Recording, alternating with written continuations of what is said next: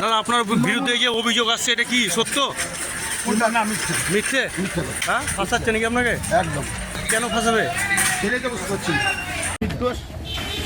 হ্যাঁ চলো চলো চলো আপনাদের নামে এরকম অভিযোগ উঠছে, উঠছে আমরা তো নির্দোষ। হ্যাঁ কি বলবেন? কি বলেন? বহরমপুরে মহিলাকে আটকে রেখে এই কাণ্ড, পঞ্চায়েত মেম্বার সহ গ্রেপ্তার 2।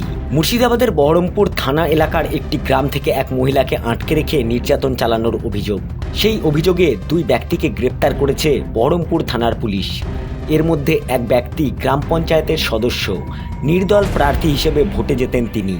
তার বিরুদ্ধে আগেও একাধিক অপরাধমূলক ঘটনার সঙ্গে যুক্ত থাকার অভিযোগ রয়েছে।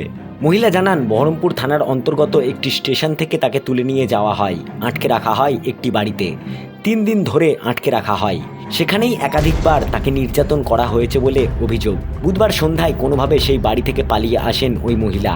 এরপর পুলিশের সঙ্গে ফোনে যোগাযোগ করেন তিনি। এরপর দায়ের করেন লিখিত অভিযোগ। 2 ব্যক্তির বিরুদ্ধে দায়ের হয়েছে অভিযোগ। ওই 2 ব্যক্তির বাড়ি বহরমপুর থানা এলাকায়। এর মধ্যে এক ব্যক্তি আগেই অপরাধমূলক কাজের সঙ্গে যুক্ত ছিলেন বলে খবর। বর্তমানে জামিনে বাইরে রয়েছেন ওই ব্যক্তি। অন্য এক ব্যক্তি গ্রাম পঞ্চায়েতের সদস্য, নির্দল হিসেবে ভোটে যেতেন তিনি। শুক্রবার ধৃতদের আদালতে পেশ করা হয়।